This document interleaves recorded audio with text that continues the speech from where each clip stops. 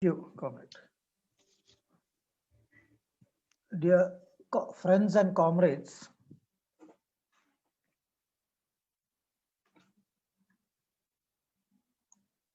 I am extremely happy and honored to know that my book Critiquing Brahminism has been taken up for discussion in your forum.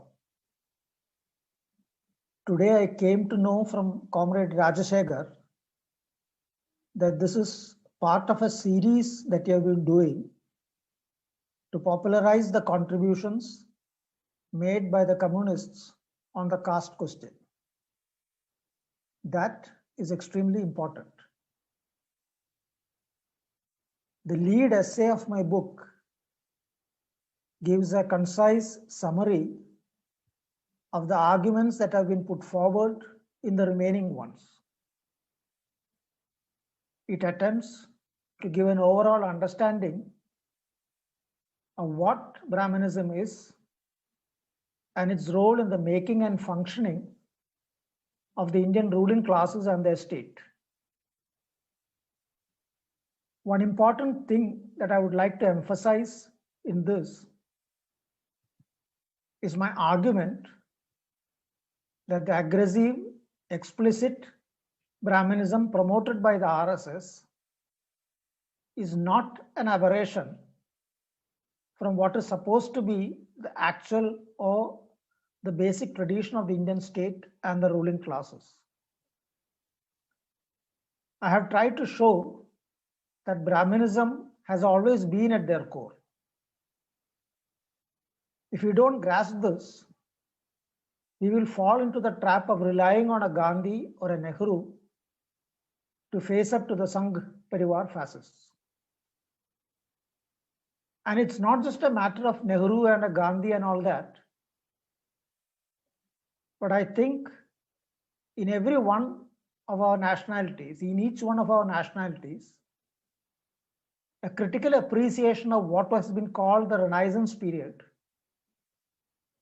a critical look at what went on in that period,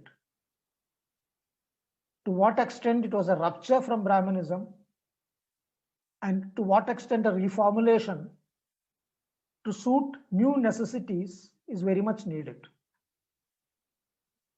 Because that would then help us in a big way in understanding and situating specific issues like the women's question, the Adivasi question, the Dalit question, and so on, in the concreteness of our national cultures and social milieu. The pace at which the aggressive promotion of explicit Brahmanism with all of its ugly, inhuman characteristics is being promoted is no doubt alarming. We must see its opposite too, the resistance it is generating. Among this, what is most important is the churning taking place in the ideological realm as people search for answers and direction. This provides an opportunity to pose the key question of Brahmanism as such, to stress on the necessity to focus on it in its totality, to dynamite it as put by Dr. Ambedkar, rather than trying to bring back a benign version, some rehash of a Gandhian variety. I hope we'll have a lively critical discussion, which will also help me further deepen my studies on these topics. Thank you for giving me this opportunity.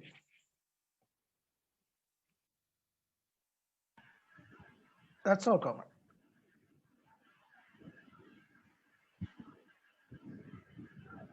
Thank you, sir. Madam Varalakshmi garu. Hello. Sir. Madam. Hello. Sir. ఈరోజు ఈ పుస్తకాన్ని Varalakshmi madam గారు విరసం నాయకురాలు మీకు అందరికి కూడా దాదాపు పరిచయం ఉంటారు. మేడం గారు పుస్తకాన్ని పరిచయం చేస్తారు. గతంలో లాగానే ప్రశ్నలు సమాధానాలు కూడా ఉంటాయి.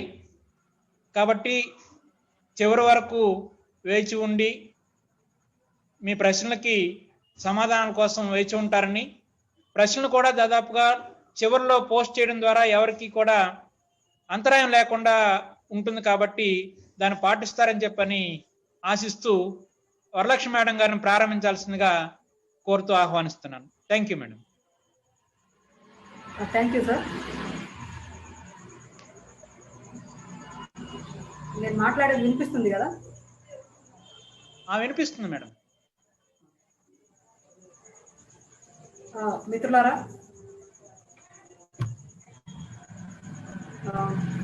మొట్టమొదట నేను విరసం సభ్యురాలిని, నాయకురాలిని కాదు. ఈ పుస్తకాన్ని చదవడం, ఈ పుస్తకం గురించి మీతో పంచుకోవడం నిజానికి చాలా ఇంట్రెస్టింగ్గా అనిపిస్తుంది. నా వరకు నాకు అనుకోకుండా మనకి ఈ పుస్తక రచయిత కూడా కలిశారు. మీ అందరితో పాటే నేను కూడా మురళి గారిని మొదటిసారి ఈ వేదిక మీద చూస్తున్నాను. ఆయన చెప్పిన కొన్ని విషయాలు పరిచయంలో ఆయన గురించి నిర్వాహకులు చెప్పారు.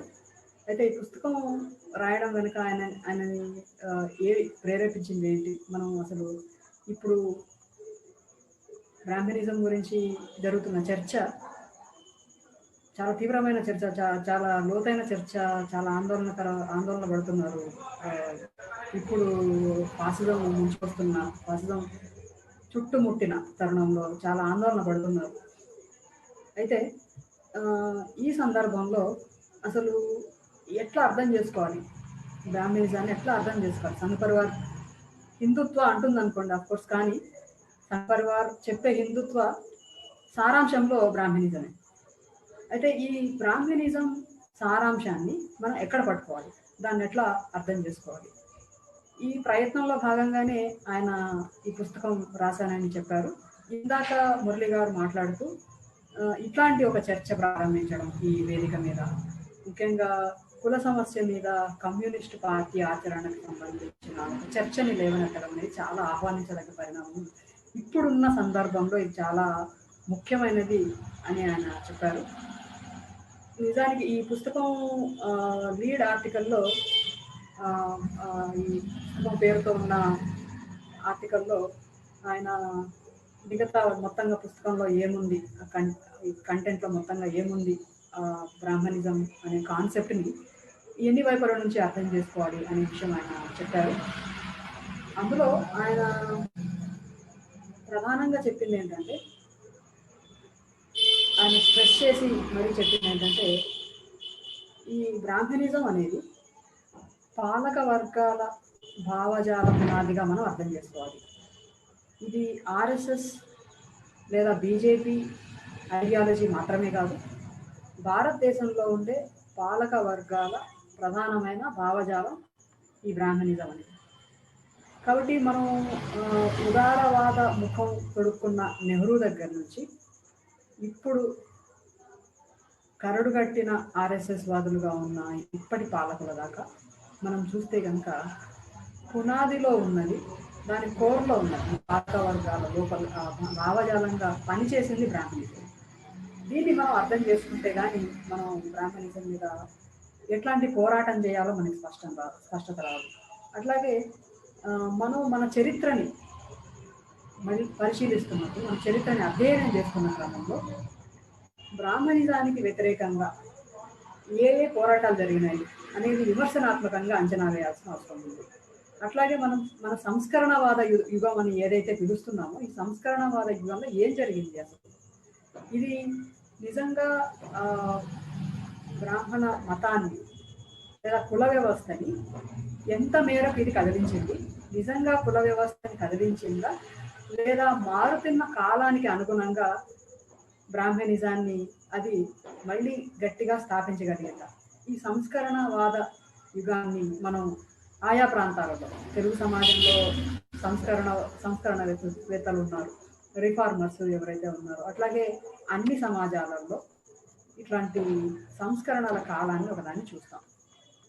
ఆ పీరియడ్లో నిజంగా ఏం జరిగిందో మనము కొంత క్రిటికల్గా అర్థం చేసుకోవాల్సిన అవసరం ఉంది. అట్లాగే నిర్దిష్టమైన అంశాలు మనం స్టడీ చేస్తున్నప్పుడు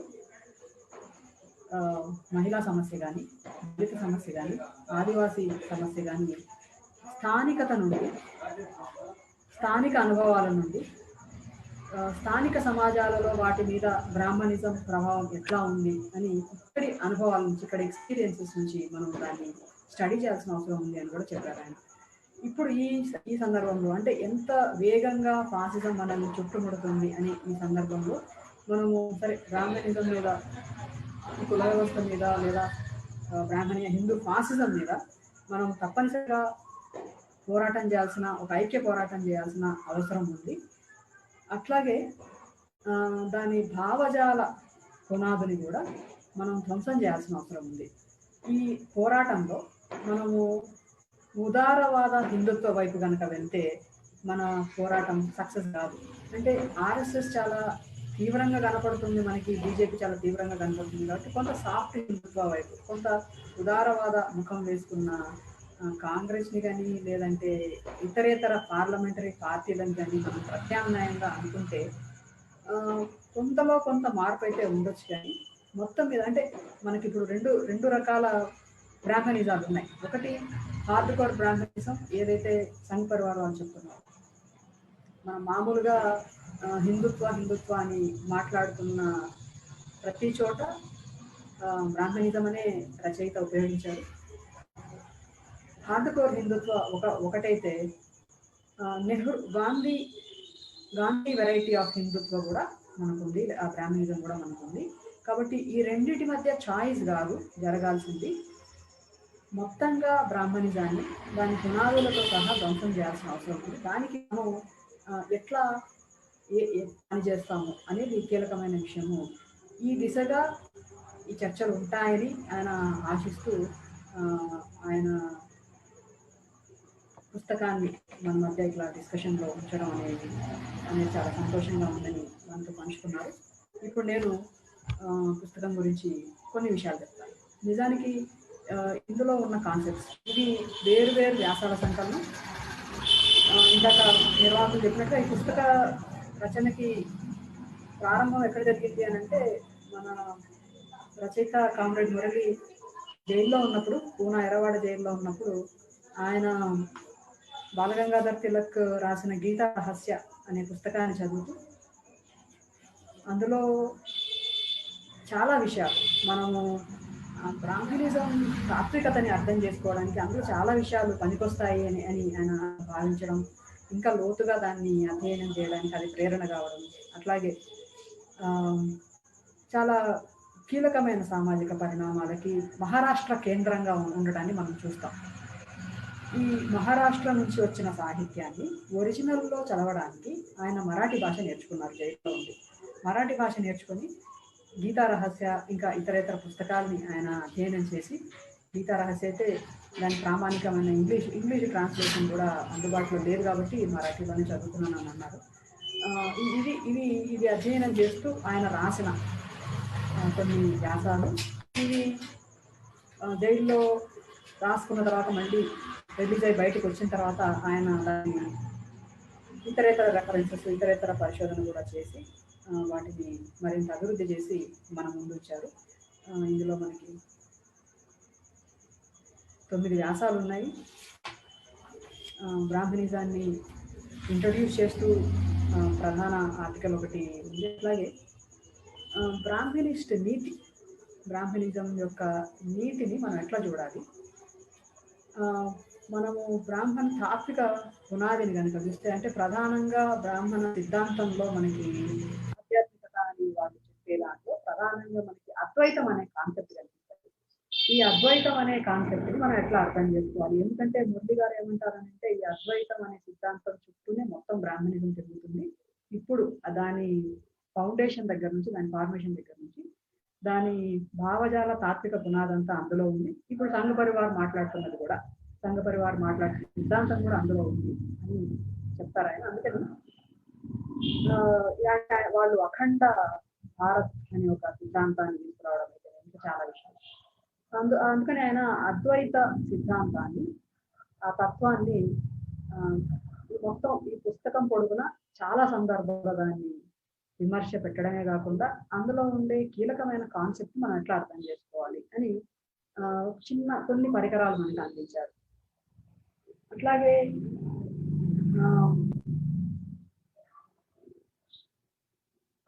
మన సమాజంలో, భారత సమాజంలో ఉండే సనాతన సైన్స్ ఏదైతే ఉందో, మన చరిత్రలో ఉన్న సైన్సెస్ ఏవైతే ఉన్నాయో, ఇప్పుడు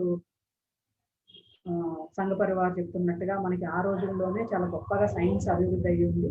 ఆ రోజుల్లోనే ప్లాస్టిక్ సర్జరీ ఉంది, టెస్ట్ ట్యూబ్ బేబీలు ఉన్నారు, ఫ్లైట్స్ ఉన్నాయి, ఇవన్నీ ఉంటాయి. అయితే నిజానికి ఇవన్నీ ఏవి లాజిక్ నిలబడేవి కాదు, చాలా హాస్యాస్పదమైన విషయాలు. అంటే మరి మనం ఇవన్నీ కొట్టేసే ప్రాసెస్లో మనం మొత్తం గతాన్నంతా కొట్టి పడేయడం కరెక్ట్ కాదు.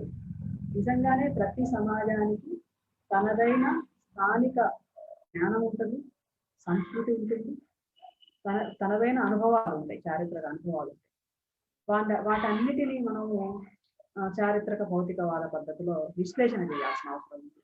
వాటన్నిటిని మనం రీడిస్కవర్ చేయాల్సిన అవసరం ఉంది. మన వారసత్వ సంపద, మన సాంస్కృతిక శాస్త్రీయ వారసత్వ సంపద ఏదైతే ఉందో దాన్ని దృఢంగా చాటి చెప్పాల్సిన అవసరం ఉంది. అది చెప్తేనే సంఘ పరివార్ చెప్తున్న బ్రాహ్మణికల్ వాదన ఏదైతే ఉందో, అంటే చరిత్రకు సంబంధించి, సైన్స్కి సంబంధించి అన్ని విషయాల్లో వాళ్ళ బ్రాహ్మణికల్ ఐడియాలజీ దాన్ని మనం డీప్గా ఎదుర్కోగలం అని ఆ విషయాల గురించి కూడా మనకి పరిచయం చేస్తారు. తర్వాత ఇంకొక విషయం దేశభక్తి గురించి. దేశభక్తి అనే కాన్సెప్ట్ కమ్యూనిస్టులు దేశభక్తి అనే భావాన్ని ఎట్లా చూస్తారు, దాన్ని ఎంత విమర్శనాత్మకంగా చూస్తారు. సంఘ పరివార్ చెప్తున్న నేషనాలిటీ ఏంటి, సంఘ పరివార్ చెప్తున్న సాంస్కృతిక జాతీయవాదం ఏంటి అనే విషయం మనం చాలా సందర్భాల్లో మాట్లాడుతున్నాం. దేశభక్తి అంటే ఏంటి, మీరు చెప్పేదే దేశభక్తి అనే వాదన కూడా మనం తీసుకొని వచ్చి అనేక సందర్భాల్లో చర్చించాం. అయితే దీని గురించి ఇంకా కొన్ని ప్రతిపాదనలు ఇంకా కొంచెం లోతుగా మురళి గారు ఈ పుస్తకంలో చెప్తారు. ఈ పుస్తకంలో ఉండే కాన్సెప్ట్స్ అన్ని నిజానికి వీటిని విస్తరిస్తే ఒక్కొక్క దాని మీద ఒక పుస్తకం రాయొచ్చు. ఇంకా డెవలప్ చేయాల్సిన స్కోప్ చాలా చాలా ఉంది పుస్తకానికి. దీన్ని మరింత అభివృద్ధి చేసే దిశలో ఆయన ఏవైతే కాన్సెప్ట్స్ పరిచయం చేశారో దాని మీద ఆయన కానీ లేదా ఇంకెవరైనా కానీ డెవలప్ చేస్తే కనుక మనకి చాలా ఉపయోగకరం, ఇప్పుడున్న స్థితిలో చాలా ఉపయోగకరం. అయితే ఈ పుస్తకంలో ఉన్న విషయాలు తక్కువేమీ కాదు. పుస్తకంలో మనకి కొన్ని కాన్సెప్ట్స్ ఇంకా స్పష్టంగా అర్థం చేసుకోవడానికి ఇందులో ఆయన ప్రతిపాదనలు అర్థం చేస్తారు. మొట్టమొదట ఆయన ముందు మాటలోనే చెప్పారు, అంటే ఎట్లా ఈ పుస్తక రచనలోకి వచ్చాను అంటూ ఆయన విమర్శ ఎట్లా ఉండాలి అనే బేసిక్ కాన్సెప్ట్ దగ్గర నుంచి, అంటే మౌలికంగా విమర్శ ఎట్లా ఉండాలి అనే దాన్ని ఆయన చాలా అద్భుతంగా చెప్తారు. ఏదైనా విమర్శ సృజనాత్మకంగా ఉండాలి అని అంటే, ఏదైనా విమర్శ ప్రయోజనకరంగా ఉండాలి అంటే అది మనం దేన్నైతే విమర్శిస్తున్నామో, మనం ఎవరినైతే విమర్శిస్తున్నామో వారి భావాలను ఎక్స్పోజ్ చేయడం, వాటిని వ్యతిరేకించడం మాత్రమే కాకుండా ఆ విమర్శ అనేది స్వయం విమర్శకు కూడా ఒక సందర్భం కావాలి. అంటే నేను దేన్నైతే విమర్శిస్తున్నానో ఆ ఛాయలు ఏవైనా నాలో ఉన్నాయా అని కూడా సెల్ఫ్ క్రిటిసిజం చేసుకోవాల్సిన అవసరం ఉంది అని. అంటే ఒకటే సమయంలో మనం విమర్శ, స్వయం విమర్శ అనే వాటిని రెండు వేరు కాన్సెప్ట్స్ గా, అంటే వేరు సందర్భాలుగా మనం ఉపయోగిస్తూ ఉంటాం అన్నమాట. అంటే విమర్శించడం మన ప్రాక్టీస్ భాగంగా, విమర్శించడం స్వయం విమర్శ చేసుకోవడం అనేది రెండు వేరు సందర్భాలు. అయితే ఒకే సమయంలో మనము రెండు చేయవలసిన అవసరం ఉంటుంది. ఏదైనా ఒక క్రిటిసిజాన్ని మనం ప్రవేశపెట్టేటప్పుడు, ఏదైనా విమర్శని మనం చేసేటప్పుడు అది మనల్ని మనం సమీక్షించుకున్నట్టుగా కూడా ఉండాలి. అట్లా ఆయన బ్రాహ్మణిజం ప్రాక్టీస్ ని గురించి చెప్తూ, బ్రాహ్మణికల్ ఐడియాస్ గురించి చెప్తూ, వాటి కాన్సెప్ట్స్ గురించి చెప్తూ, ఇది ఎట్లా అంటే ఈ అద్వైతం అనేది ఎట్లా భిన్నత్వాన్ని మొత్తంగా రద్దు చేసేసి తానే పరమ పవిత్రం అన్నట్టుగా, తానే పరమం అన్నట్టుగా, అర్థం పరమాత్మ అంతా తానే అన్నట్టుగా బ్రాహ్మణిజం ఏదైతే చాటి చెప్తుందో, ఇట్లాంటి ఇట్లాంటి అంటే ఈ విధంగా ఏమైనా మనం మాట్లాడుతున్నామా ఎప్పుడైనా, కమ్యూనిస్టు ఆచరణలో ఇట్లాంటివి ఏమైనా ఉన్నాయా అని కూడా విమర్శనాత్మకంగా చూడడానికి ఈ బ్రాహ్మణికల్ క్రిటిసిజం, బ్రాహ్మణిజం మీద చేస్తున్న క్రిటిసిజం అనేది ఉపయోగపడుతుంది. ఉపయోగపడిన వరకు దానికి కూడా ఉపయోగపడింది అని చెప్తారు. అంటే ఉదాహరణకి బ్రాహ్మణికల్ ఫిలాసఫీలో, అద్వైతం అనే ఫిలాసఫీలో ఏకరూప సిద్ధాంతాన్ని చెప్తారు, ఏకత్వాన్ని చెప్తారు. అట్లాగే అప్రోచ్, భావవాద అప్రోచ్ ఏదైతే ఉందో, ఒక యాంత్రిక పద్ధతి ఏదైతే ఉందో, ఇట్లాంటివి ఏమైనా మన అండర్స్టాండింగ్ లో ఉన్నాయా? వేరు వేరు కోణాలని మనం నిర్లక్ష్యం చేసి ఒకదాన్నే చూడడం, అట్లాగే యాంత్రిక పద్ధతిలో మన సిద్ధాంతాన్ని ఆచరించడం, చాలా యాంత్రికంగా మనం అర్థం చేసుకోవడం విషయాన్ని. వీటన్నిటిలో అంటే వీటన్నిటిలోని రాంగ్ ప్రాక్టీసెస్ అన్నిటిలోనూ బ్రాహ్మణిజం ఉంటుంది. దాని ప్రభావం మన మీద ఏమైనా ఉందా అని మనం అర్థం చేసుకోవాల్సిన అవసరం ఉంది, చెక్ చేసుకోవాల్సిన అవసరం ఉంది అని ఆయన చెప్తారు. అట్లాగే మనం బ్రాహ్మణిజం మీద విమర్శ కానీ, దాని మీద పోరాటం కానీ ఎట్లా ఉండాలి అని అన్నప్పుడు, ఏదైతే అంబేద్కర్ చెప్పాడో బ్రాహ్మణిజం పెట్టుబడిదారీ వ్యవస్థ, శ్రామిక వర్గానికి రెండు శత్రువులు, అటు బ్రాహ్మణిజం ఇటు పెట్టుబడిదారు వ్యవస్థ. ఆయన ఒక వర్కర్స్ కాన్ఫరెన్స్ ని అడ్రస్ చేస్తున్నప్పుడు ఈ మాటలు చెప్తారు. ఒకదాని మీద పోరాటం ఇంకొక దానితో కలిసి నడవాలి. మీరు బ్రాహ్మణిజంతో పోరాటం చేయాలి అని అంటే తప్పనిసరిగా వర్కింగ్ క్లాస్తో కలవాలి. వర్కింగ్ క్లాస్ పోరాటాలు నిర్మాణం చేయాలి అని అంటే మీరు తప్పనిసరిగా కుల వ్యవస్థ మీద పోరాటాన్ని నిర్మాణం చేయాల్సి ఉంటుంది. ఈ రెండు ఒకదాన్ని ఒకటి కాంప్లిమెంట్ చేసుకోవాల్సిన అవసరం ఉంది అనే ఉద్దేశాన్ని, దీన్ని ఇప్పుడు మనం చాలా ఇంకా ముందుకు తీసుకోవాల్సిన అవసరం ఉంది. ఈ దిశగా మన ప్రయత్నాలు ఉండాలి, ఈ దిశగా మన ఆచరణ కానీ, ఈ దిశగా మన అధ్యయనం కానీ ఉండాలి అని ఆయన అంటారు. దానికి రాసిన ముందు మాట బ్రాహ్మణిజాన్ని పరిచయం చేస్తూ, అంటే మనం బ్రాహ్మణికల్ కాన్సెప్ట్ ని ఎట్లా అర్థం చేసుకోవాలి, బ్రాహ్మణిజం తాత్విక పునాదిని, దాని మౌలిక సిద్ధాంతాన్ని మన అద్వైతంలో చూడవచ్చు. అప్పటి నుంచి ఇప్పటిదాకా బేసిక్ గా అదే ఉంది. అటు కొన్ని అద్వైతానికి వ్యతిరేకంగా, అద్వైత కాన్సెప్ట్ కి వ్యతిరేకంగా అనేక భావనలు ముందుకు వచ్చినా కూడా బ్రాహ్మణిజం కోర్ ఫిలాసఫీ దానితో కొనసాగుతూ వచ్చింది. అదే డామినేట్ గా కొనసాగుతూ వచ్చింది. ఇది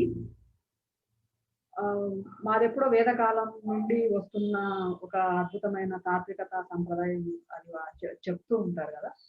వేదకాలం లేదా ఇంచుమించు వేదకాలం నాటి ఆఖరి దశ ఏదైతే ఉందో అప్పటి నుంచి, అప్పటికన్నా ఆ తర్వాత దశల్లో కన్నా ఇది చాలా కాంక్రీట్ గా ఎప్పుడు తయారైంది అంటే బ్రిటిష్ వలస కాలంలో ఇది కన్సాలిడేట్ అయింది అని చెప్తారు. బ్రిటిష్ వలస కాలంలో బ్రాహ్మణికల్ ఫోర్సెస్ అన్ని ప్రధాన రూలింగ్ క్లాస్ గా ముందుకు రావడానికి ఆ ఫిలాసఫీ శక్తివంతంగా పనిచేసింది అద్వైతం అనే ఫిలాసఫీ. కాబట్టి దీన్ని మనము బ్రాహ్మణికల్ ఫిలాసఫీ అదే సమయంలో ఇది పాలకవర్గ భావజాలంగా కూడా మనం అర్థం చేసుకోవాలి. మొత్తంగా కుల వ్యవస్థ కానీ బ్రాహ్మణిజం కానీ ఇది పాలక వర్గానికి లేదా దోపిడీకి ఎట్లా దోహదం చేసింది అని అంటే ఇది శూద్ర హోల్డింగ్ మోడ్ ఆఫ్ ప్రొడక్షన్ అని ఆయన చెప్తారు. ఉత్పత్తి విధానంలో మొత్తంగా శ్రామిక వర్గాన్ని లేదా ఉత్పత్తి చేస్తున్న వర్గాలని, ఉత్పత్తిదారులని మొత్తంగా తన కంట్రోల్లో ఉంచుకోవడానికి బ్రాహ్మణిజం అనేది చాలా అద్భుతంగా దోహదపడింది పాలక వర్గానికి. కాబట్టి ఇది కులాధారిత భూస్వామ్య వ్యవస్థ వచ్చినప్పుడు ఇది మరింత రిజిడ్ గా తయారైంది. అంటే వర్ణ వ్యవస్థలో కొన్ని మినహాయింపులైనా ఉన్నాయేమో కానీ అటు ఇటు మారడానికి కొన్ని మినహాయింపులైనా ఏమైనా ఉన్నాయేమో కానీ ఇది కుల వ్యవస్థగా కన్సాలిడేట్ అయిన తర్వాత, కుల ఆధారిత భూస్వామ్య వ్యవస్థగా అది మారిపోయిన తర్వాత ఈ శ్రమ విభజన అనేది చాలా రిజిడ్ గా తయారైంది. అంటే ఒక కులంలో పుడితే వాళ్ళకి చెప్పిన, వాళ్ళకి నిర్దేశించిన పని మాత్రమే చేయాలి, వేరే పని చేయకూడదు.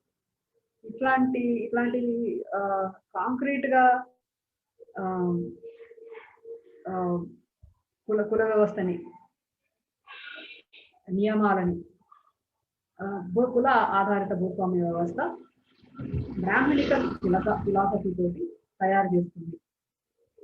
అయితే సామాజిక మార్పుల్లో భాగంగా కొన్ని కులాలు పైకి వచ్చిన సందర్భాలు కూడా మనం చూస్తాం. ముఖ్యంగా కొన్ని శూద్ర కులాలు సంపదని అక్యుములేట్ చేసుకొని కొంత పైకి, ఇప్పుడైతే అగ్ర కులాలు అని కూడా అంటున్నారు, శూద్ర కులాలు అని అగ్ర కులాల్లో కూడా వచ్చినాయి. ఈ ఎలివేషన్స్ కొన్ని ఉన్నా మొత్తం మీద ఈ స్ట్రాటిఫికేషన్ ఏదైతే ఉందో, ఒక కులంలో పుడితే అదే పని చేయాలి, అదే వృత్తిలో ఉండాలి అనే ఈ స్ట్రాటిఫికేషన్ ఏదైతే ఉందో ఇది దోపిడీకి బాగా దోహదం చేసింది. అంటే ప్రపంచవ్యాప్తంగా ఉండే పాలకవర్గ భావజాలాల కన్నా బ్రాహ్మణిక భావజాలం అనేది చాలా హార్డ్ కోర్, చాలా శక్తివంతమైనది. ఇందులో చాలా డిఫరెంట్, అంటే ప్రతి దేశంలోనూ ప్రతి చోట ప్రతి దోపిడీ వ్యవస్థలోనూ పాలక వర్గానికి తనదైన భావజాలం ఉంటుంది. ఆ తనదైన భావజాలంతో మొత్తంగా పీడితులని తన కంట్రోల్లో పెట్టుకుంటుంది, ప్రజలందరినీ తన కంట్రోల్లో పెట్టుకుంటుంది. బ్రాహ్మణిజానికి ఉండే ప్రధానమైన లక్షణాలు, బ్రాహ్మణిజం ప్రత్యేకత ఎక్కడుంది అంటే ఇది అణిచివేత మాత్రమే కాదు, అణిచివేతకి సంబంధించిన రూల్స్ అండ్ రెస్ట్రిక్షన్స్ పెట్టడమే కాదు, విధి నిషేధాలు విధించడమే కాదు. బ్రాహ్మణిజంతో ప్రధానమైన లక్షణం అప్రాప్రియేషన్, కలిపేసుకోవడం, సొంతం చేసుకోవడం, దేన్నైనా సొంతం చేసుకోవడం. అంటే మామూలుగా దురాక్రమణ చేసేవాళ్ళు ఒక వలస దేశం, ఒక వలస దోపిడి, ఒక కాలనీ ఒక దేశం మీదకి దండయాత్ర చేసి అక్కడ తన కాలనీని ఏర్పాటు చేస్తుంది అని అనుకుంటే, ఒక సామ్రాజ్యవాద దేశం అది స్థానిక సంస్కృతిని జ్ఞానాన్ని మొత్తంగా కాదని, మీరేమి నాగరికులు, మీకు అసలు నాగరికత తెలియదు, నేను చెప్పిందే జ్ఞానము అనే ఒక సుప్రిమసీ ఏదైతే చెప్తారో ఇది ఇట్లాంటిది అన్ని చోట్ల ఉంటది. అంటే వలస పరిపాలనలోనే కాకుండా మొత్తంగా రూలింగ్ క్లాస్ ఏం చేస్తుంది అని అంటే తనదైన భావజాలాన్ని ఎక్కడెక్కడైతే అది దురాక్రమణ చేస్తుందో ఆ తనదైన భావజాలాన్ని తీసుకొని పోవడంలో భాగంగా స్థానికంగా ఉండే మొత్తం జ్ఞానాన్ని, స్థానికంగా ఉండే సంస్కృతుల్ని, వాటన్నిటిని ధ్వంసం చేస్తుంది. స్థానికంగా ఉండే సైన్సెస్ ని, టెక్నాలజీస్ కూడా ధ్వంసం చేస్తుంది. మొత్తం అన్ని దురాక్రమణ యుద్ధాల్లోనూ మనం చూస్తాం. బ్రాహ్మణిజం ఏం చేస్తుంది అని అంటే వీటన్నిటిని పూర్తిగా ధ్వంసం చేయకుండా స్థానిక సంస్కృతిని, స్థానిక జ్ఞానాన్ని, వీటన్నిటిని తనదే అని క్లెయిమ్ చేస్తుంది. ఇది ఈ అప్రాప్రియేషన్ అనే ఒక పద్ధతి ఏదైతే ఉందో, బ్రాహ్మణిజం చేసే పద్ధతి ఏదైతే ఉందో ఇది దాని ఫిలాసఫీలో ఉంది. అద్వైతం అని దాని ఫిలాసఫీలో ఉంది. అంటే ఎన్ని భిన్న రూపాలు ఉన్నా, ఎన్ని భిన్నత్వాలు ఉన్నా అల్టిమేట్ గా ఒకటే పరమం, అన్నీ కలిసి ఒక దానిలోనే చేరిపోతాయి అని అది మాట్లాడుతున్నప్పుడు ఈ కళలు, ఈ విజ్ఞానము, ఈ సైన్సెస్ ఇవన్నీ కూడా నా సొంతం. ఒక్కొక్క దానికి ఒక్కొక్క దేవుళ్ళని పెట్టేస్తారన్నమాట. ఒక్కొక్క జ్ఞానానికి ఒక్కొక్క దేవుడు, అట్లాగే ఒక్కొక్క సాంకేతికతకి ఒక్కొక్క దేవుడు. సో ఇట్లా స్థానికంగా ఉండే సంస్కృతులను అన్నిటినీ అప్రాప్రియేట్ చేయడంలో భాగంగా అక్కడ ఉన్న కళల్ని కానీ, విజ్ఞానాన్ని కానీ, అక్కడ ఉన్న సాంకేతికతని కానీ దేవుళ్ళని పెట్టేసి, వీళ్ళ ఫిలాసఫీలో ఎంతమంది దేవుళ్ళు ఉన్నా అల్టిమేట్ గా ఒకరే కదా, అంటే పరమాత్మ ఒకటే కదా, మనం భిన్న రూపాల్లో మనం వర్షిప్ చేస్తూ ఉంటాం, ఇట్లాంటి కాన్సెప్ట్ చేస్తుంటారు. సో అప్రాప్రియేషన్ చేసుకోవడానికి ఒక వెసులుబాటు వాళ్ళ సిద్ధాంతంలో ఉంటుంది. ఇది బ్రాహ్మణిజం చాలా చాకచక్యంగా చేయగలిగింది. ఇది అంటే భావజాల పరంగానే కాకుండా ఓడించిన తెగలని, సమూహాలని తనలో కలిపేసుకునే ప్రాసెస్, వాళ్ళలో ఉండే పై వర్గాలు, వాళ్ళలో ఉండే రూలింగ్ క్లాస్ని తనలో కలిపేసుకోవాలి. జయించిన రూలింగ్ క్లాసు ఓడిపోయిన రూలింగ్ క్లాస్ని తనలో భాగం చేసుకుంటారు. అట్లాగే ఆ సంస్కృతిని, ఆ వారసత్వ సంపదని కూడా తనలో భాగం చేసుకుంటారు. అయితే వీటన్ని అందులో భాగం అయిపోయి నిజమైన అర్థంలో అవి ధ్వంసం అయిపోతాయి. నిజమైన అర్థంలో వాటి స్వాతంత్రాన్ని కోల్పోయి అవి బ్రాహ్మణిజానికి ఒదిగి ఉంటాయి, బ్రాహ్మణిజానికి లోబడి ఉంటాయి. అట్లా ఒక జ్ఞానం మీద కంట్రోల్, సంపద మీద, జ్ఞానం మీద, కళల మీద, అన్నిటి మీద కంట్రోల్ తీసుకొని ఉంటుంది బ్రాహ్మణిజం. అట్లా ఉత్పత్తిదారుల మీద అదుపు చేసే, ఉత్పత్తిదారుల మీద ఒక కంట్రోల్ని స్థిరపరిచే ప్రాసెస్ లో వీళ్ళకి ఈ బ్రాహ్మణికల్ ఫిలాసఫీ పనిచేసినట్టుగా ప్రపంచవ్యాప్తంగా ఏ భావజాలము పనిచేయలేదు. అందుకని ఈ కుల వ్యవస్థని తర్వాత పాలకులు మారినప్పటికీ ఈ కుల వ్యవస్థను అందరూ ఉపయోగించుకున్నవాళ్ళు. ఇంకొక విషయం మనందరి అబ్జర్వేషన్ లో ఉన్న విషయం ఏది, పాలకులు ఎవరున్నా పాలక వర్గంలో బ్రాహ్మణులు మాత్రం తమ స్థానాన్ని కాపాడుకుంటూ వచ్చారు. పాలక వర్గం అంటే ఏ మతం అధికారంలో ఉన్నా, ఏ మత పాలకులు అధికారంలో ఉన్నా, ఇస్లాం ఆచరించే వాళ్ళు అధికారంలో ఉన్నా, లేదా బౌద్ధ పరిపాలకులు కూడా ఉన్నారు, అట్లాగే సిక్కు రాజులు కూడా ఉన్నారు, సరే బ్రిటిష్ వలసవాదులు ఉన్నారు. ఎవరు అధికారంలో ఉన్నా వీళ్ళ మతాలు వేరే, వీళ్ళ విశ్వాసాలు వేరే. అయితే ఈ ప్రభుత్వాలలో, ఈ పాలక వర్గాలలో బ్రాహ్మణులు మాత్రం కీలకమైన స్థానాల్లో అట్లాగే ఉంటూ వచ్చారు. అంటే బ్రాహ్మణుల ద్వారా లేదా ఈ కుల వ్యవస్థ ద్వారా మొత్తంగా వర్కింగ్ క్లాస్ ని, మొత్తంగా శ్రామిక వర్గాన్ని తన చేతుల్లో పెట్టుకోవడం, పరిపాలన చాలా సులభం అయిపోతుంది ఎవరికైనా. కాబట్టి పెద్దగా రప్చర్ చేయకుండా ఈ కుల వ్యవస్థ, ఈ గ్రేడెడ్ ఇన్ఈక్వాలిటీ ఏదైతే ఉందో, ఈ గ్రేడెడ్ ఇన్ఈక్వాలిటీ అనేది రూలింగ్ క్లాస్ కి బాగా ఉపయోగపడుతుంది. అట్లా బ్రాహ్మణ వర్గాలు, బ్రాహ్మణ, క్షత్రియ, బనియా వర్గాలు ముఖ్యంగా ఎవరైతే ఆధిపత్య స్థానంలో ఉన్నారో ఈ వర్గాలు బ్రిటిష్ వలస కాలంలో తమ స్థానాన్ని నిలబెట్టుకుంటూనే రేపు బ్రిటిష్ వాళ్ళు పోతే కూడా ఏర్పడే భారతదేశంలో మళ్ళీ మా ఆధిపత్యమే ఉండాలి, మళ్ళీ మా హెజిమనీ ఉండాలి అని దానికి అవసరమైన రంగాన్ని కూడా సిద్ధం చేస్తున్నారు. అది జాతీయ ఉద్యమంలో భాగంగా ఉంది. మరి ఇంపీరియలిజం రోల్ ఏంటి ఇక్కడ? బ్రిటిష్ పాలకులు చాలా ఏళ్ల పాటు పరిపాలన చేశారు, చాలా ఏళ్ల పాటు పరిపాలన చేసి మరి వాటి ప్రభావాలు ఇక్కడ సమాజంలో లేవా అంటే వాటి ప్రభావాలు ఇక్కడ సమాజంలో ఉన్నాయి, కానీ అది మొత్తంగా కుల వ్యవస్థని ధ్వంసం చేసే స్థాయిలో లేవు. ఇది సరే ఇక్కడ మనకి మొత్తంగా క్యాపిటలిజం తన స్వభావాన్ని మార్చుకొని సామ్రాజ్యవాదంగా అది రూపొందిన తర్వాత అది వలసల్ని ఏర్పాటు చేసుకుంటున్న క్రమంలో ఆ వలస దేశాలలో పరోక్షంగా పెట్టుబడి ప్రవేశించడం వలన ఫ్యూడలిజం ధ్వంసం కాకుండా అట్లాగే నిలబడింది. కాబట్టి ఇంపీరియలిజం ఏం చేసింది అంటే తన ఫైనాన్స్ క్యాపిటల్ ని ప్రమోట్ చేయడానికి అవసరమైన దళారులను ఇక్కడ పెట్టుకుంది. ఆ అవసరమైన దళారీ పాత్రని ఇక్కడున్న పై కులాల వాళ్ళు, ఆధిపత్య కులాల వాళ్ళు దాన్ని పోషించారు. అట్లా అది ఫ్యూడలిజాన్ని మొత్తంగా ధ్వంసం చేయలేదు, అది మొత్తంగా కుల వ్యవస్థని ధ్వంసం చేయలేదు. అట్లాగే అది ఇది కొనసాగింది. ఇంపీరియలిజంతో, సామ్రాజ్యవాద పెట్టుబడితో దాని టైఅప్ కానీ, అదే సమయంలో ఇక్కడ స్థానిక సమాజాల మీద దాని ఆధిపత్యం కానీ, ఈ రెండు సైమల్టేనియస్ గా కొనసాగుతూ వచ్చాయి. దీన్ని అంటే చైనా సమాజంలోనైతే మావో దీన్నే బ్యూరోక్రటిక్ క్యాపిటలిజం అని అన్నాడు. ఒక ఫ్యూడలిజం మొత్తంగా ధ్వంసం కాకుండా ఫ్యూడలిజంలో ఆ భూస్వామ్య ప్రభువులు ఎవరైతే ఉన్నారో వాళ్ళే దళారులుగా, ల్యాండ్ లార్డ్స్ దళారులుగా తయారైపోయారు. వీళ్ళే బ్యూరోక్రాట్స్ గా ఒక దళారీ బ్యూరోక్రటిక్ బూర్జా వర్గం ఒకటి ఎలిట్ సెక్షన్ నుంచి ఏర్పాటైంది.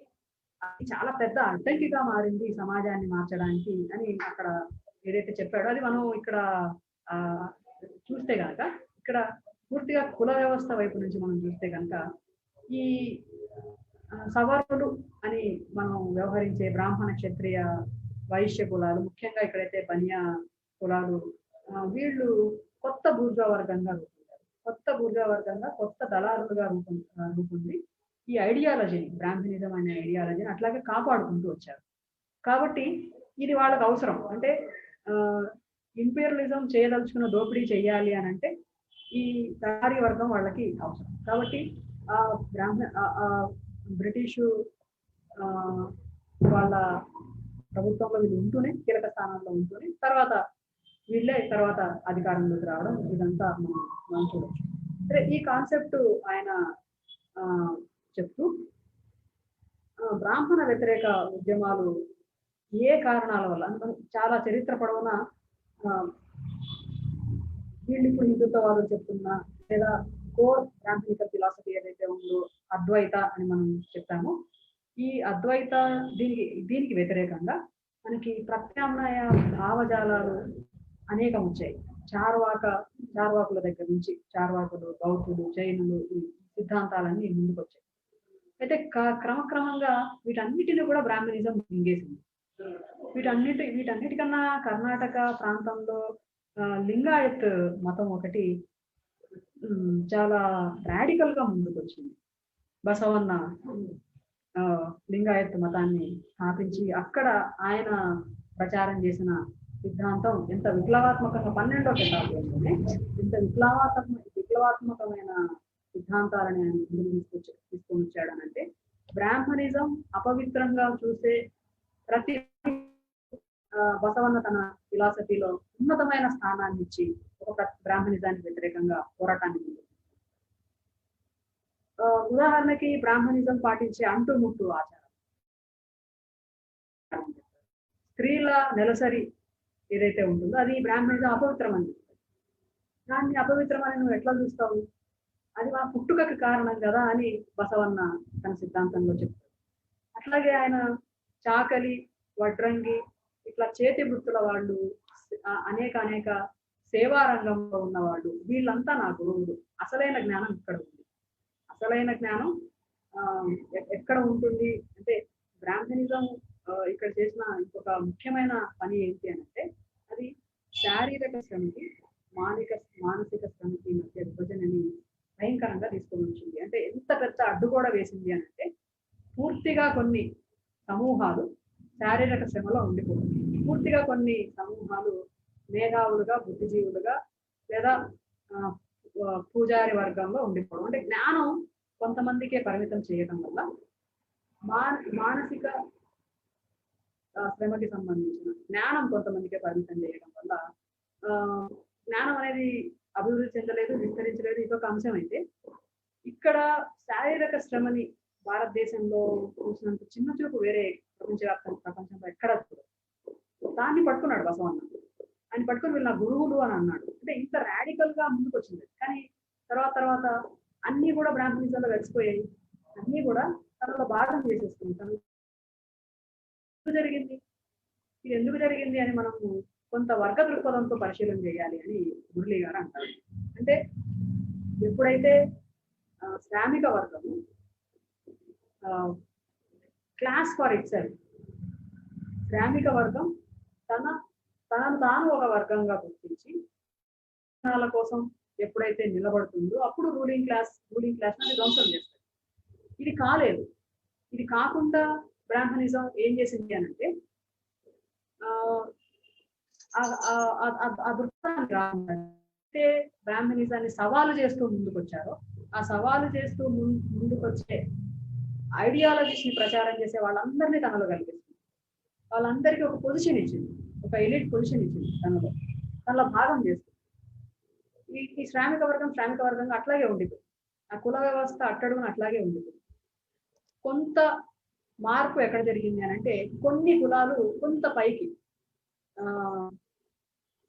వచ్చాయి. మనము ఎలివేషన్ అని అంటాం కదా, ఊర్ధ్వజలనం అని అంటాం కదా, అట్లా కొంత పైకి వచ్చాయి. కానీ మొత్తంగా బ్రాహ్మణికల్ హెజిమోనీ అనేది పోలేదు.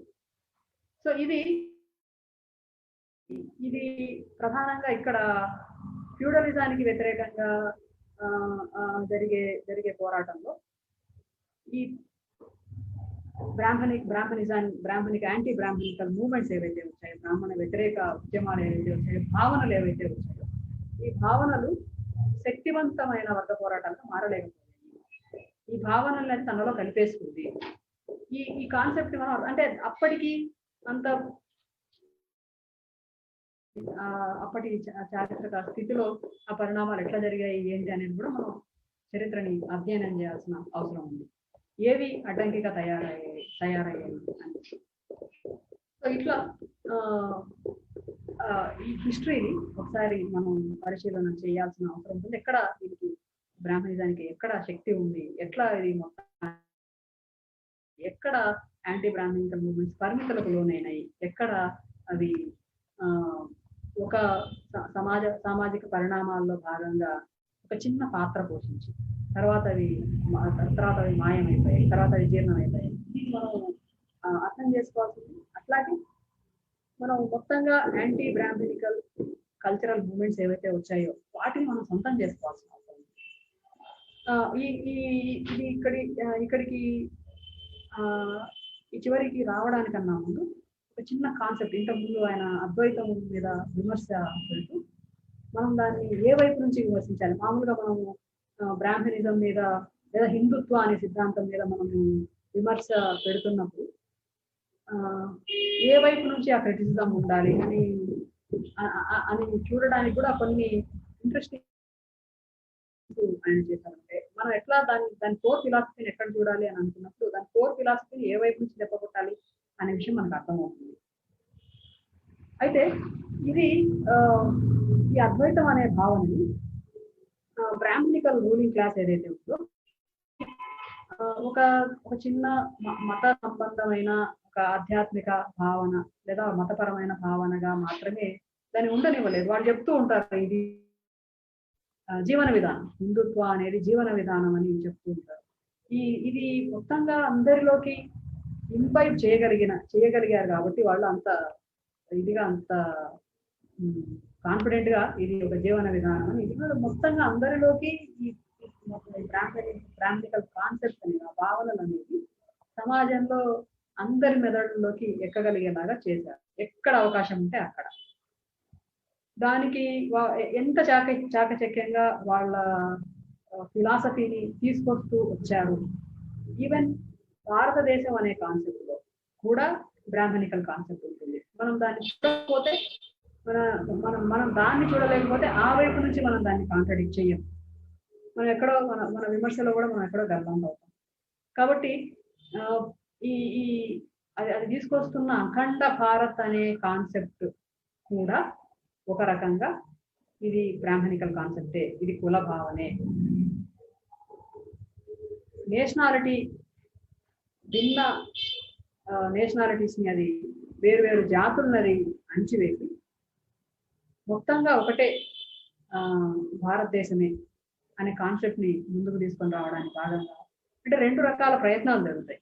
ఒకటి అగ్రెసివ్ గా ఉంటుంది, ఇంకొకటి చాలా స్మూత్ గా అందరినీ ఒప్పించే విధంగా కూడా పనిచేస్తుంది. అందుకని ఇది పాలకవర్గ భావజాలం అని అర్థం చేసుకోవాలి. ఇది నెహ్రూ దగ్గర నుంచి ఇప్పటి మోడీ దాకా అందరూ ఇంప్లిమెంట్ చేస్తారు. ఉదాహరణకి యూనిటీ ఇన్ డైవర్సిటీ అనే కాన్సెప్ట్, భిన్నత్వంలో ఏకత్వం అనే కాన్సెప్ట్. ఈ భిన్నత్వంలో ఏకత్వం అనే కాన్సెప్ట్ నిజానికి భిన్నత్వాన్ని మొత్తం ధ్వంసం చేసే ఒక కాన్సెప్ట్ గా దాన్ని ముందుకు తీసుకొని వచ్చారని ఆయన అంటారు. ఇందులో వాళ్ళు చెప్పేది ఏంటంటే భిన్నత్వం అని మాట వరుసకు చెప్పినా కూడా అక్కడ ఏకత్వం అనేదే అల్టిమేట్, అది మాత్రమే వాస్తవము అనే దగ్గరికి తీసుకొని వస్తారు. అది ఎట్లుంటుంది అని అంటే మన దేశంలో భిన్న మతాలు ఉన్నాయి, మన దేశంలో భిన్న జాతులు ఉన్నాయి. కాబట్టి ఈ భిన్న జాతులు అన్నీ కలిపి ఒకటే భారత జాతి అని కాదు, అన్నిటినీ ఒక దాంట్లో కలిపారు. ఇది ఆధిపత్య భావన. ఈ ఆధిపత్య భావనని అందరూ క్యారీ చేశారు, మొత్తంగా అందరూ క్యారీ చేశారు. ఈ ఆధిపత్య భావన ఎక్కడి నుంచి వచ్చింది అని అంటే ఇది వలసవాదం నుంచి వచ్చింది. వలసవాదం నుంచి తీసుకోవాల్సిన వాటిని అది తీసుకుంది. బ్రాహ్మణిజం వలసవాదం నుంచి తీసుకోవాల్సిన వాటిని అది తీసుకుంది. వాడు మొత్తంగా ఇక్కడ ఉన్న స్థానిక రాజ్యాలన్నిటినీ ఆక్యుపై చేసేసి బ్రిటిష్ ఇండియాని ఏర్పాటు చేశాడు కదా. ఈ బ్రిటిష్ ఇండియాని తర్వాత ఈ బ్రిటిష్ ఇండియానే యాజ్ ఇట్ ఈస్ ఇదే ఈ మొత్తం పాలక వర్గాలకు కావాలి. ఇందులో ఉండే వేరు నేషనాలిటీస్ అది అంగీకరించాలి, ఇందులో ఉండే వేరు జాతులను అది అంగీకరించాలి. కాబట్టి ఈ మొత్తాన్ని మేము పరిపాలన చేయాలి. ఆ మొత్తంగా ఉండే రూలింగ్ క్లాస్ అంతా, ముఖ్యంగా రూలింగ్ క్లాస్ లో ఉండే పై కులాలు ఏవైతే ఉన్నాయో, ఆధిపత్య కులాలు ఏవైతే ఉన్నాయో, వాళ్ళు ఈ ఆధిపత్య భావనని ప్రవేశపెట్టారు. ఈ ఆధిపత్య భావనని నెహ్రూ, సావర్కర్, గోల్వాల్కర్ ఎంత గట్టిగా చెప్పారో లోనెహ్రూ కూడా అంత గట్టిగా చెప్పారు. దాన్ని గమనించకపోతే మనకి బ్రాహ్మణికల్ ఐడియాలజీలో ఉండే శక్తి అర్థం. అన్ని రూలింగ్ క్లాసెస్ లోనూ ఈ ఐడియాలజీ ఉంది. అది మనం అర్థం చేసుకోవాలి. ఇప్పుడు ఈ కాన్సెప్ట్ అంటే భిన్నత్వాన్ని అది అంగీకరించదు. అద్వైతం అంతా అంటే రెండు లేవు ఒకటే ఉంది, ఒకటే ఉందనే ఫిలాసఫీ వాళ్ళు తీసుకొని వస్తారు. మరి ప్రజలకు సంబంధించిన ఫిలాసఫీ ఏంటి? మనం ఎట్లాంటి ఫిలాసఫీని ముందుకు తీసుకొని పోవాలి అని అంటే, మనము భిన్నత్వాన్ని ముందుకు తీసుకొని పోవాలి అని చెప్తూ ఉంటాం. భిన్న సంస్కృతులని, భిన్న మతాలని, భిన్న విశ్వాసాలని గౌరవించగలిగే భారతదేశం ఉండాలి. అయితే ఇట్లాంటి కాన్సెప్ట్ కూడా, సెక్యులరిజం అనే కాన్సెప్ట్ కూడా భారత రాజ్యాంగంలో చాలా అబ్స్ట్రాక్ట్ గా ఉంది. అంటే దాని నిజమైన అర్థంలో లేదు. దాని నిజమైన అర్థంలో లేకుండా వేరు మతాలన్నిటినీ సమానంగా చూస్తాము. మతాలకు అతీతంగా ఉండాలి అని అనకుండా, ఇక్కడ సెక్యులర్ గా ఉండడం అనంటే రాజ్య మతాలకు అతీతంగా ఉండాలి అని అనకుండా, అన్ని మతాలని సమానంగా చూస్తాము అని చెప్పడంలోనే అన్ని మతాలు భారతీయత అనే కాన్సెప్ట్ లో భాగము అని చెప్పడం. ఈ భారతీయతని ఎక్కడికి తీసుకొని పోతారు అనేది ఇప్పుడు మనం చూస్తున్నాం. అక్కడ కూడా బ్రాహ్మణికల్ ఫిలాసఫీనే ఉంది అని చెప్తారన్నమాట. దానికి మనం ఏ భావనల్ని మనం ముందుకు తీసుకొని పోవచ్చు అని అంటే, ఈ భిన్నత్వాన్ని మనం బేసిక్గా మనం ఎట్లా అర్థం చేసుకోవాలి? మెటీరియలిస్టిక్ గా కానీ లేదంటే సోషల్ రిలేషన్స్ లో భాగంగా కానీ మనం ఈ భిన్నత్వాన్ని ఎట్లా అర్థం చేసుకోవాలి అని అన్నప్పుడు, మనము సమాజంలో ఉండే అనేక అస్తిత్వాలను, అనేక భిన్న రూపాలని మనం గుర్తించడం మాత్రమే కాకుండా, వాటి డైనమిక్స్ ని అర్థం చేసుకోవడంలో మనం భిన్నత్వం అనే కాన్సెప్ట్ మనం అర్థం చేసుకుంటాం. రెండోది, మన ఆచరణలో భాగంగా ఆయన చెప్పిన ఐడియాలో ఏం చెప్పాడు అంటే, కమ్యూనిస్టు ఆచరణలో మనము ఎక్కడైనా బ్రాహ్మణిజం ప్రభావంలో పడిపోతున్నామా అని కూడా మనం చెక్ చేసుకుంటూ ఉండాలి అని. మన గతితార్కిక భావనలు, మౌలిక భావనలు ఏవైతే ఉన్నాయో ఇంప్లిమెంటేషన్ లో పెట్టేటప్పుడు కూడా దాన్ని చెక్ చేసుకుంటూ ఉండాలి. మొత్తంగా మనం సమాజాన్ని ఎట్లా అర్థం చేసుకుంటాము? ఉత్పత్తి, పునరుత్పత్తి సంబంధాల నుంచి మనం అర్థం చేసుకుంటాం. అయితే ఉత్పత్తి సంబంధాలు మాత్రమేనా? దేశంలో ఉత్పత్తి సంబంధాలతో ప్రజలందరూ మౌలికంగా ఉత్పత్తి సంబంధాలలో ఉంటారు. ఉత్పత్తి జరగకపోతే ఉనికే ఉండదు. ఆహారం కావాలి, ప్రతి ఒక్కరికి తిండి కావాలి, దాన్ని ఉత్పత్తి చేయాలి. సో ఉత్పత్తి సంబంధాల ద్వారానే సోషల్ రిలేషన్స్ ఏర్పడతాయి.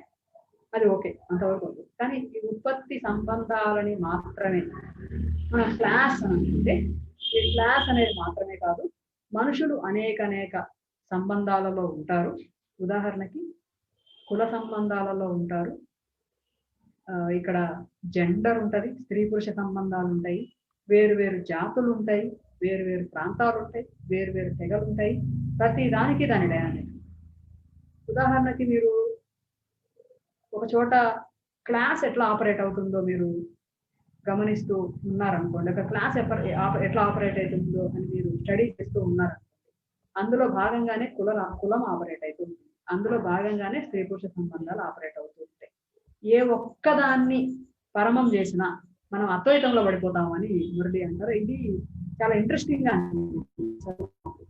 మార్క్సిజం 1-2గా విడిపోతుంది అని చెప్తారు. దాని బేసిక్ కాన్సెప్ట్ 1-2గా విడిపోతుంది అని అంటే అర్థం భిన్న కోణాలని చూడాలి. ప్రతి దానిలో 2 ఉంటాయి, రెండు భిన్నత్వాలు ఉంటాయి. వేరు కోణాలని పరిశీలించాల్సిన అవసరం ఉంటుంది. ఈ వేరు కోణాలని పరిశీలించకపోతే మనం కూడా ఎక్కడో పడిపోతాం, ఎక్కడో గల్లంత అవుతాము అనేసి. అయితే మనం పరిశీలన కోసం ఒకదాన్ని స్టడీ చేస్తున్నప్పుడు మిగతా వాటిని ఏమంటారు, సాంకేతికంగా పక్కన పెడతాము. వ్యూహాత్మకంగా పక్కన పెడతాము. ఫ్రీజ్ రియాలిటీ అని లెనిన్ చెప్తాడు. ఒకదాన్ని చూసేటప్పుడు దాన్ని ఫ్రీజ్ చేసేసి, ప్రస్తుతానికి దాన్ని ఫ్రీజ్ చేసేసి, మనము ఏదైనా మెషిన్ లో ఎక్కడ చెడిపోయింది అని మనం స్టడీ చేయాలి అని అనుకుంటే ఫ్రీజ్ చేస్తాం కదా, అట్లా ఫ్రీజ్ చేసేసి దాన్ని గమనిస్తాం. అయితే చలనంలో ఉండేటప్పుడు ఆపరేట్ అవుతున్నప్పుడు దాని మీద అనేక ప్రభావాలు. ఇది ఈ కాన్సెప్ట్ మనం అర్థం చేసుకోవడమే కాదు, మనం బ్రాహ్మణికల్ కాన్సెప్ట్ ని ఎదుర్కోవడానికి కూడా అని అజిత్ అంటారు. ఇంకొక చాలా ఇంట్రెస్టింగ్, బహుశా నేను ఎంత టైం తీసుకోవచ్చో నాకు తెలియదు, నేను 10 నిమిషాల్లో ముగిస్తాను. ఇంకొక కాన్సెప్ట్స్ మాత్రమే చెప్తున్నాను, చాలా చాలా విషయాలు ఇందులో ఉన్నాయి, కానీ నాకు చాలా ఇంట్రెస్టింగ్ అనిపిస్తుంది కాన్సెప్ట్స్. స్పిరిచువాలిటీ గురించి కూడా మురళి ఈ పుస్తకంలో ఒక చోట టచ్ చేస్తారు. అంటే మనిషి మతము, మనిషికి మతానికి ఉండే సంబంధాన్ని మనం ఎట్లా అర్థం చేసుకుంటాం, మార్క్సిస్ట్ ఎట్లా అర్థం చేసుకుంటాం, మార్క్సిస్టులు అర్థం చేసుకునేదానికి నాస్తికులు హేతువాదులు అర్థం చేసుకునేదానికి తేడా ఉండాలి. మనిషికి నిజానికి భౌతిక అవసరాలు మాత్రమే కాదు, అంటే మనుషులకి తోటి మనుషులతో కలయిక కావాలి, తను అనుభవిస్తున్న అనేక పీడనం నుండి ఒక సాంత్వన, ఒక నమ్మకం లేకపోతే ఏ ఆలంబన ఉండదు. విపరీతమైన దోపిడీ, హింస, అణిచివేత ఇవన్నీ సమాజంలో అమలు అవుతూ ఉంటాయి. వీటిల్లో మనుషులు బతకాలంటే ఎక్కడో ఆలంబన ఉండాలి. నాకెవరో ఉన్నారు, నాకు ఒక భరోసా ఉంది అనే ఒక ఆలంబన కోసం మతం దగ్గరికి చేరుకుంటారు.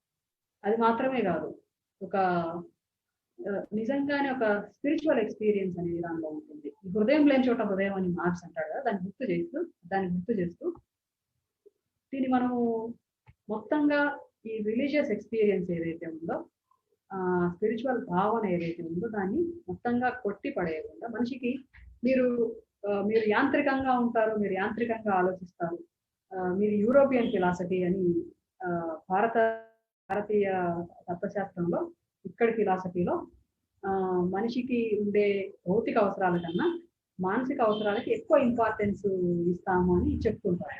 ఇక్కడ ఉండే ఆధ్యాత్మిక లేదా మొత్తంగా బ్రాహ్మణిక సిద్ధాంతం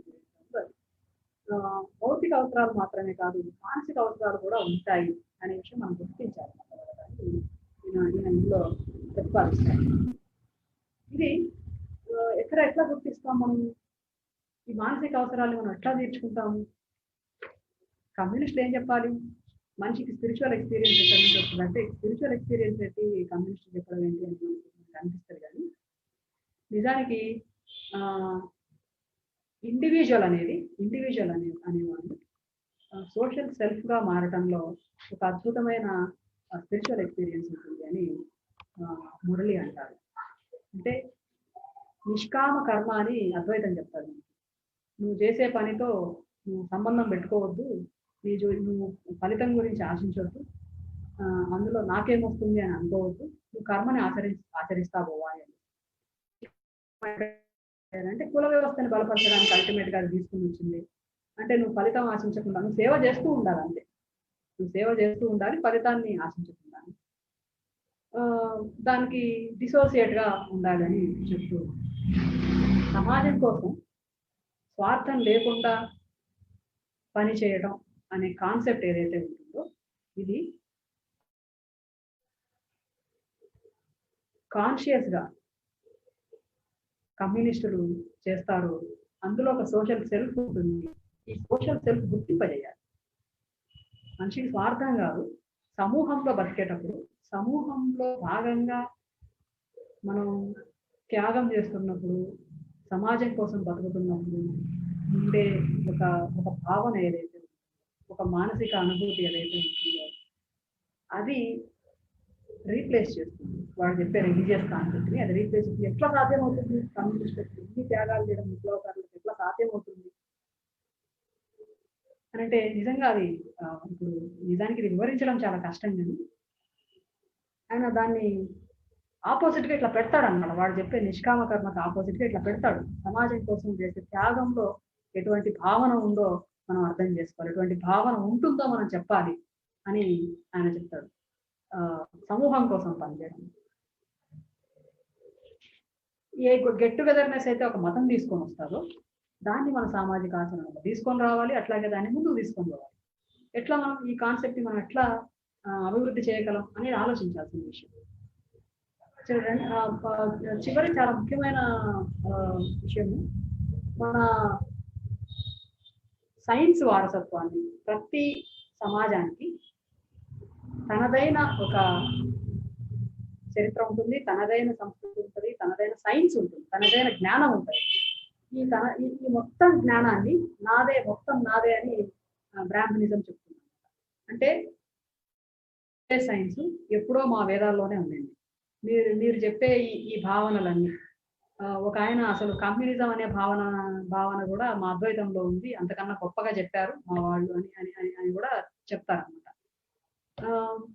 అయితే ఇది ఎంత దాకా పోయిందంటే చాలా హాస్యాస్పదంగా మా వేదకాలంలోనే లేదా మహాభారత కాలంలో ప్లాస్టిక్ సర్జరీ ఉండింది, అంతకుముందు అది ఉండింది, ఇంతకుముందు అంతా సైన్స్ రాసుకున్న ఆ రోజుల్లో మనుషులు తమ భావ ప్రపంచంలో, మానసిక ప్రపంచంలో రాసుకున్న కథలన్నీ, ఆ భావనలన్నిటినీ సైన్స్ అని వాడు ఇప్పుడు చెప్తున్నాడు.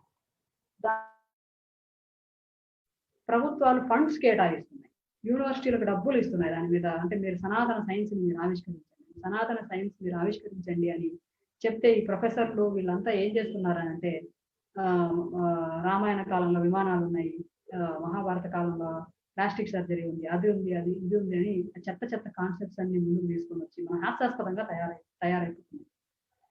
నిజానికి ముందు తరాలు వెనక్కి తిరిగి చూసుకొని నవ్వుకుంటాయి ఈ కాన్సెప్ట్స్ అన్ని చూసి నవ్వుకుంటాయి. మనం దాన్ని చెప్పగలగాలి, మనం దాన్ని ఎక్స్ప్లెయిన్ చేయగలగాలి. మరి మన వారసత్వ సంపద అంటే నువ్వు చెప్పే పాత రోజులు దాన్ని కౌంటర్ చేయడానికి పాత దాన్ని అంతా మనం కొట్టేయాల్సిన అవసరం లేదు, దాన్ని వెటకారం చేయాల్సిన అవసరం లేదు.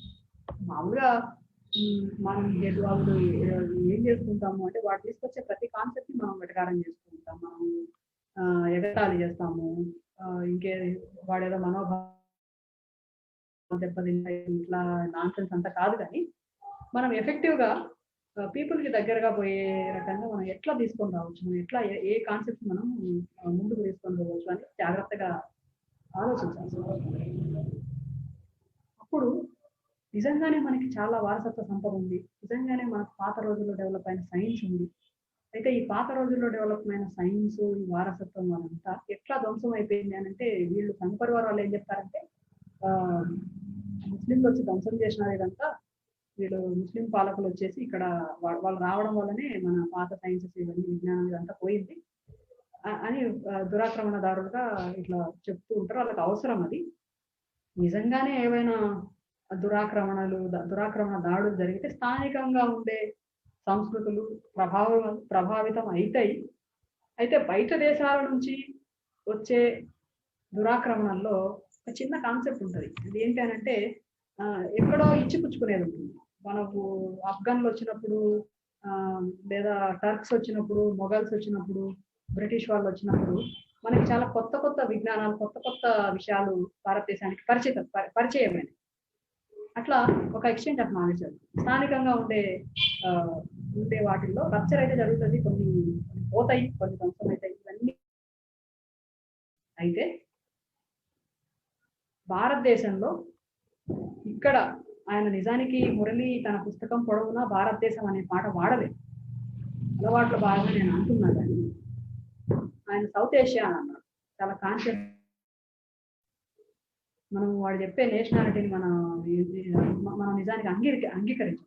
ఇక్కడ సౌత్ ఏషియాలో ఉన్న బ్రాహ్మణికల్ ప్రాక్టీసెస్ గురించి, ఇక్కడ ఉన్న స్థానిక సంస్కృతుల గురించి అని ఆయన మాట్లాడుతూ వచ్చాడు, చెప్తూ వచ్చాడు. బ్రాహ్మణిజం విస్తరించే క్రమంలో బ్రాహ్మణ పాలక వర్గాలు ఎన్ని స్థానిక సంస్కృతులను ధ్వంసం చేశాయి, ఎంత స్థానిక విజ్ఞానాన్ని ధ్వంసం చేశాయి. ఇది మొత్తంగా మనము ఏ దురాక్రమణ దాడితో పోల్చడానికి వీలు లేనంత నష్టం బ్రాహ్మణ పాలక వర్గాలు చేశాయి. తన విస్తరణలో భాగంగా ఆదివాసీ సమాజాలను అన్నింటినీ ధ్వంసం చేశాయి, స్థానిక విజ్ఞానాన్ని అంతటినీ మొత్తం నాశనం చేసేసి వాటన్నిటినీ కేవలం సింబల్స్ లాగా తనలో కలిపేసుకొని ఒక్కొక్క దానికి ఒక్కొక్క దేవుణ్ణి పెట్టేసి అక్కడున్న భాషని, అక్కడున్న కళల్ని వీటన్నిటినీ తీసి పడేసేసి ఒకటే పరమం, సంస్కృత భాష జ్ఞానం అనే దాన్ని పరమం చేసుకుంటా వచ్చింది. అది మాత్రమే కాదు, జ్ఞానాన్ని తనతో మాత్రమే పెట్టుకుంది. ఎంత సంకుచితంగా, ఎంత దుర్మార్గంగా వాళ్ళు బిహేవ్ చేశారు అని మనం చెప్పుకున్నాను, మనకు తెలుసు. అంటే ఎంతగా రెస్ట్రిక్ట్ చేశారు జ్ఞానాన్ని అంటే, వింటే, వాళ్ళు చెప్పుకునే పాఠాలు వింటే, వేదాలో ఇంకోటి వింటే చాలు చెవులో తీసం వినడానికి వీలు లేదు. వింటే చాలా కఠినమైన శిక్షలు ఉన్నాయి. ఎక్కడైనా చూస్తామా, ఏ దేశంలోనైనా చూస్తామా, ఏ సంస్కృతిలోనైనా చూస్తామా. కాబట్టి బయట నుంచి వచ్చే ఇన్వేషన్స్ ధ్వంసం చేశాయండి. ఇక్కడున్న బ్రాహ్మణ సమాజం, ఇక్కడున్న బ్రాహ్మణ పాలక వర్గాలు ఆ పని చేశాయి. నిజానికి చాలా అద్భుతమైన సైన్స్, అందులో కొన్ని ఎక్స్పెరిమెంట్స్ కూడా ఆయన పాత రోజుల్లో చేసిన ఎక్స్పెరిమెంట్స్ కూడా ఆయన చెప్తారు. ఈ ఎక్స్పెరిమెంట్స్ చేయడానికి బ్రాహ్మణిజం అనేది ఎట్లా అడ్డంకిగా మారింది అనేది కూడా చెప్తాడు. ఆ పరిమితుల్లో భాగంగానే మనకు అద్భుతమైన సైన్స్ వచ్చింది. ఉదాహరణకి సుశ్రుత లాంటి వాళ్ళు ఆ రోజుల్లో ప్లాస్టిక్ సర్జరీ అంటే వినాయకుడు తొండము అంత కాదు. సుశ్రుత నిజంగానే ప్లాస్టిక్ సర్జరీ మీద ఆయన ప్రయోగాలు చేశాడు. ఆ ప్రయోగాలు చేయడానికి వాటిని ఆయన ఆచరణలో పెట్టడానికి అద్భుతమైన పరికరాలు తయారు చేసుకున్నాడు. ముక్కుని రీప్లేస్ చేయడానికి ఈయన ఒక విషయం చెప్తాడు మనకి. ఆ రోజుల్లో ముక్కు లేకుండా చాలా మంది వచ్చేవాళ్ళంట ఆ డాక్టర్ దగ్గర. అంటే ఆ రోజుల్లో ఉండే శిక్షల్లో భాగంగా ముక్కు కోసేయడం అనేది ఉంటుంది. అట్లాంటి వాళ్ళు తన దగ్గరకు వస్తే ఆయన ముఖంలో వేరే భాగం నుంచి దాన్ని తీసి అక్కడ పెట్టడానికి అవసరమైన పరికరాలను తయారు చేస్తున్నారు. అద్భుతమైన టూల్, మెడిసిన్ ప్రాక్టీస్ చేయడం టూల్, మెడికల్ ఎక్విప్మెంట్. అయితే తర్వాత పోయింది, అభివృద్ధి చెందకుండా పోయింది. దీన్ని బ్రిటిష్ వాళ్ళు ఎప్పుడో వచ్చి ఈ టూల్స్ ని వీటన్నిటి డిస్కవర్ చేశారు. మన వాళ్ళు ఇక్కడున్న బ్రాహ్మణిజం కాదు, బ్రాహ్మణ పండితులు కాదు వాటిని రీడిస్కవర్ చేసింది. ఇక్కడ బ్రాహ్మణిజం కానీ బ్రాహ్మణ పండితులు కానీ ఏం చెప్తున్నారు అని అంటే, నాన్ సెన్స్ అంతటిని సైన్స్ అని చెప్తున్నారు తప్ప నిజమైన సైన్స్ వాళ్ళు తొక్కి పెట్టారు.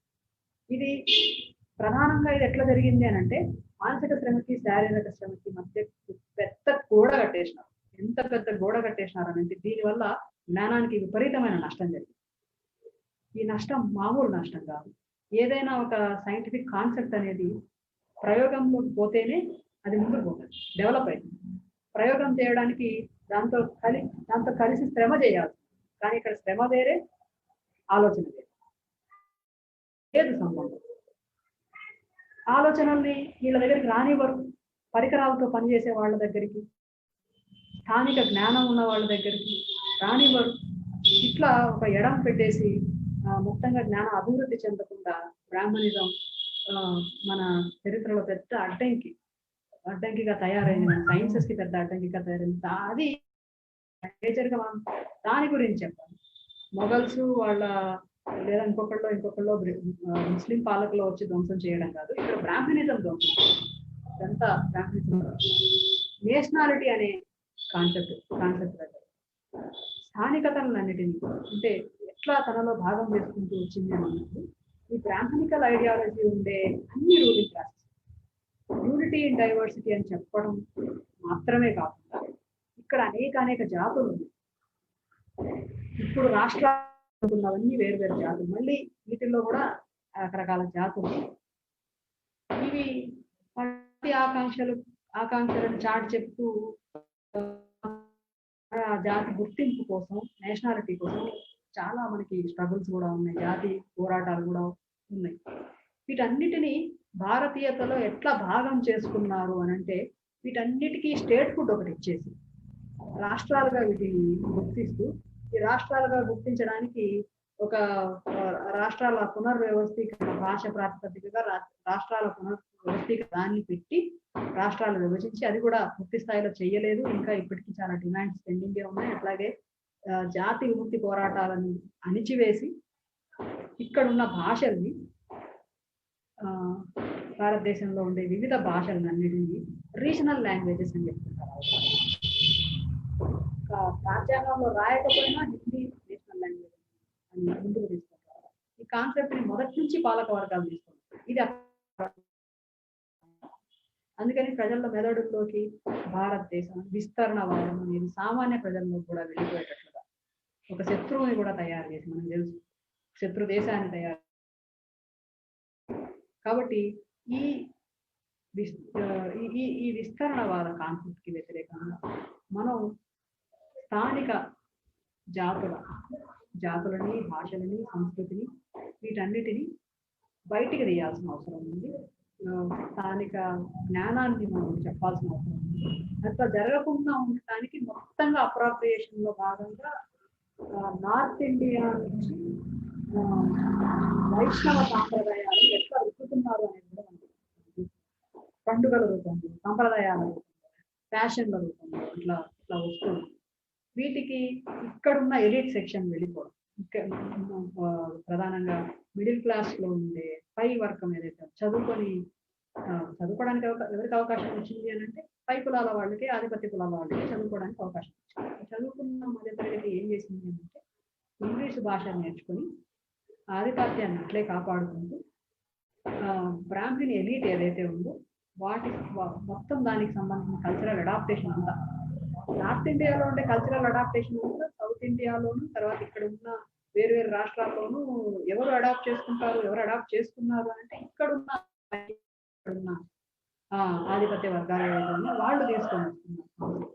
ప్రతి చోట చూడండి వాడు అప్రాప్రియేషన్ లో వాడు కలిపేసుకొని పోవడంలో ప్రతి స్థానికత నుంచి ఒక దళారి వర్గం ఒకటి ఉంటుంది, లేదా పై వర్గం ఒకటి ఉంటుంది, దాన్ని వాడు కలిపేసుకుంటాడు. అందుకని ఈ అప్రాప్రియేషన్ లో కానీ దాన్ని వాడు అమలు చేయడంలో కానీ దాన్ని కాన్సెప్ట్ ముందుకు తీసుకుపోవడంలో కానీ రూలింగ్ క్లాస్ ఇంట్రెస్ట్ అనేది ఉంటుంది. ఈ వైపు నుంచి మనం దీన్ని అర్థం చేసుకోవాల్సిన అవసరం ఉంది. క్లాస్ ఇంట్రెస్ట్ లేదా క్లాస్ కాన్షియస్నెస్ రాకుండా, వర్గ స్పృహ రాకుండా మనము కేవలం వేరు భావనల్ని మాత్రం బ్రాహ్మణిజానికి అనేక భావనల్ని మాత్రం మనం పోటీగా తీసుకొని వస్తే అన్ని చోట్ల పై సెక్షన్స్ వాడు కలిపేసుకుంటున్నారు, రూలింగ్ క్లాస్ లో కలిపేసుకుంటున్నారు. ఎప్పుడైతే వాళ్ళు కలిసిపోతారో ఇంకా అది యాంటీ బ్రాహ్మణికల్ స్ట్రగుల్స్ అని అట్లాగే కాంప్లిమెంట్ చేసుకోవాల్సిన అవసరం ఉంది. అంటే అటు వర్గ పోరాటం కానీ ఇటు కుల వ్యతిరేక పోరాటం కానీ ఈ రెండు ఒకదానికొకటి కాంప్లిమెంట్ చేసుకొని నడవాల్సిన అవసరం ఉంది అని ఆయన ప్రతిపాదిస్తారు. ఇది అంటే బేసిక్ గా ఈ పుస్తకంలో వేరు వ్యాసాల్లో ఉన్న మౌలికమైన భావనలు. ఇది చాలా ఆసక్తికరంగా ఉంటుంది చదువుతున్నప్పుడు. ఆయన ముందుకు తీసుకొస్తున్న లాజిక్ కానీ మార్క్సిజం ఎట్లా బ్రాహ్మణికల్ ఐడియాలజీని ఎదుర్కోవడానికి మార్క్సిజం ఎట్లా దోహదం చేస్తుంది, మార్క్సియన్ డైలెక్టిక్స్ నుంచి బ్రాహ్మణికల్ ఫిలాసఫీని మనం ఎట్లా ఎదుర్కోవచ్చు. ఆ మార్క్సియన్ డైలెక్టిక్స్ ని మనం సరిగా అప్లై చేసుకోలేకపోతే దానిలో పడిపోతాం. బ్రాహ్మణిజంలో ఎట్లా పడిపోవడం చాలా ఎక్కువగా ఉంటుంది. ఇక్కడ అంత ఇన్ఫ్లుయెన్స్ ఉంటుంది, అంత శక్తివంతమైన ప్రభావం అది వేయగలదు అని ఆయన ఇందులో ప్రతి కాన్సెప్ట్ ని, బ్రాహ్మణికల్ కాన్సెప్ట్ ప్రతి దాన్ని మార్క్సిస్ట్ డైలెక్టిక్స్ ఎట్లా ఎదుర్కోవచ్చు అని ఇందులో పుస్తకంలో పరిచయం చేస్తారు ఆయన. ఇది చదవండి. ఇది తెలుగులో కూడా తీసుకొచ్చే ప్రయత్నం జరుగుతూ ఉంది. తొందరలో తెలుగులో కూడా రావచ్చు. ఇంగ్లీష్ చదవగలిగిన తప్పనిసరిగా చదవాలి. ముగిస్తున్నాను ఇక్కడ. ఈ అవకాశం ఇచ్చిన నిర్వాహకులకి